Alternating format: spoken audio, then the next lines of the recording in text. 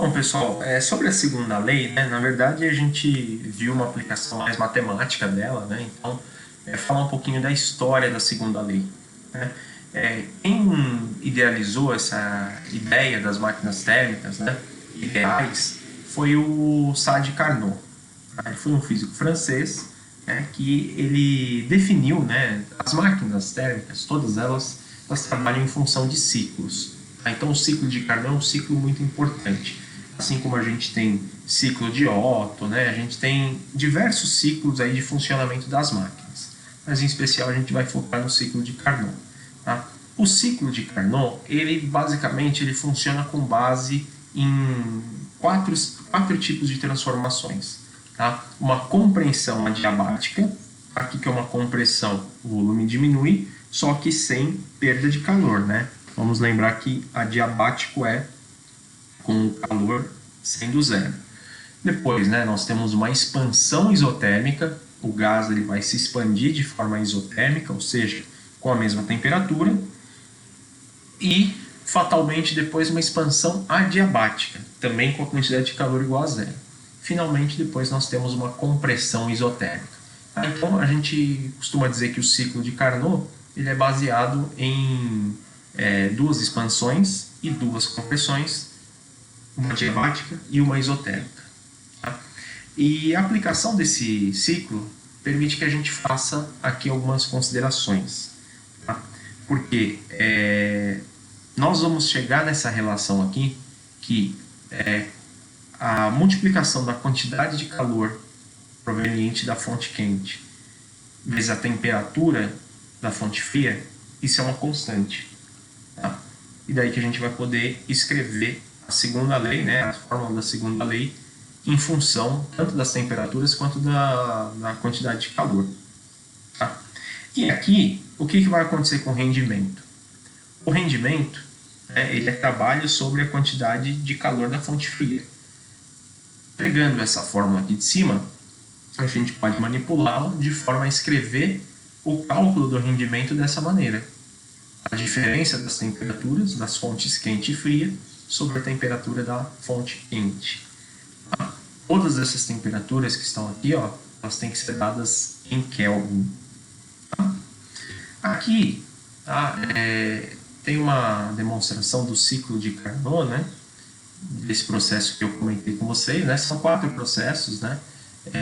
2 isotérmicos, 2 adiabáticos, duas compressões, 2 expansões. Tá? Basicamente, a gente essa imagem aqui, essa GIF está mostrando para a gente como funciona esse ciclo, né? Porque a gente tem esse desenho aqui, né? Do ciclo de Carnot, é uma curva aí característica. Eu vou rodar de novo para vocês conseguirem ver. Então aqui, ó, tem uma expansão isotérmica. Tá? Percebam que o gás ele está aumentando. Agora ele vai fazer uma expansão adiabática. Ele expande, mas sem aumentar de calor. Agora eu tenho a compressão isotérmica.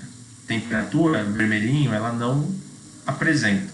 E agora eu tenho a compressão adiabática.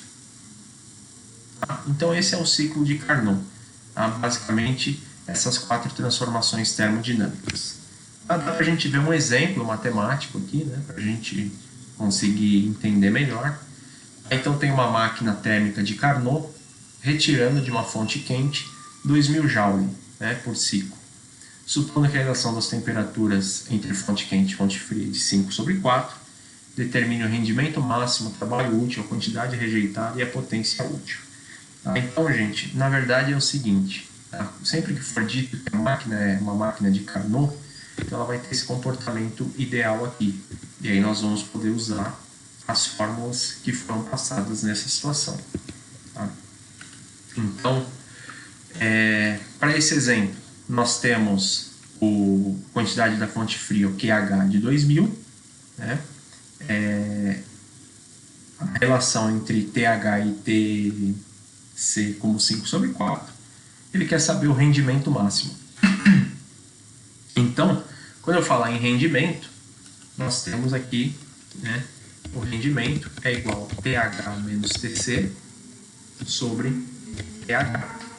Pelo que foi passado, né, ali no nosso problema, se a relação entre a fonte quente e a fonte fria é de 5 sobre 4, então eu sei que, né, pH vai valer 5,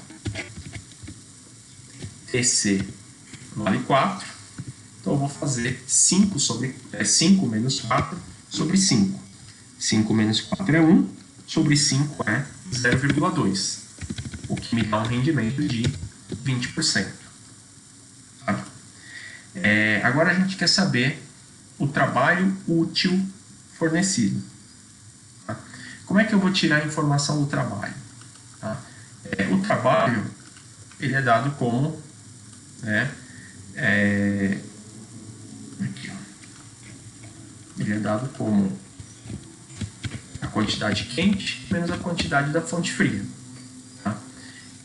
Nós não temos a quantidade da fonte fria, então, para conseguir resolver isso, a gente vai ter que apelar a essa relação aqui.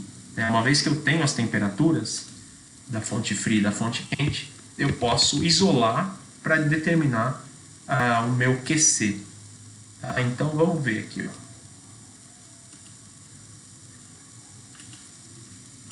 Tá? Eu vou ter que fazer aqui 2000 vezes 4, né? 2000 vezes 4 é igual a QC vezes 5. Então, 2000 vezes 4 dá 8000 sobre 5, dá um QC de 1600 Joule.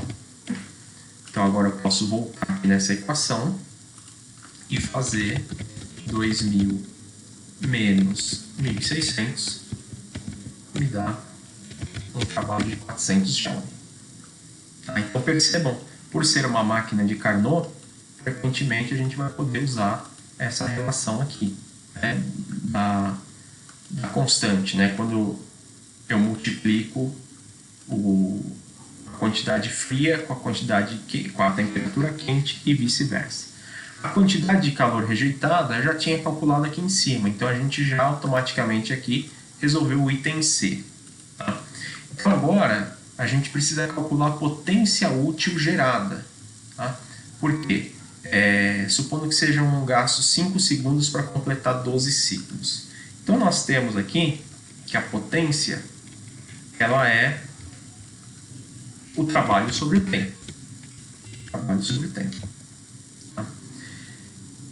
Então, nós vamos ter que fazer uma regra de 3, né? Se 5 segundos são 12 ciclos, quantos segundos são um ciclo só? Tá? Então, eu vou ter que fazer 5 sobre 12. O tempo de cada ciclo é de 0,42 segundos aproximadamente. E agora eu posso calcular a potência útil. Tá? Então, agora eu vou fazer trabalho 400 Joule dividido por 0,42 segundos. Então, 400 dividido por isso dá aproximadamente uma potência de 960 watts. Tá? O próximo exemplo: qual o rendimento máximo teórico de uma máquina a vapor cujo fluido entra a 560 graus e abandona o ciclo a 200 graus Celsius? Tá? Então, como a gente quer calcular rendimento aqui, a gente também vai poder usar a relação de rendimento é igual a TH menos TC sobre TH. Então, no caso aqui, né, eu vou fazer 560 menos 200, tudo isso sobre 560. Então, 560 menos 200, 360. Dividido por 560 dá 0,643 e nos dá um rendimento aproximado de 64,3%. Então, por que rendimento teórico? Né? Porque isso aqui está sujeito a alterações mediante aqui as temperaturas. Tá bom?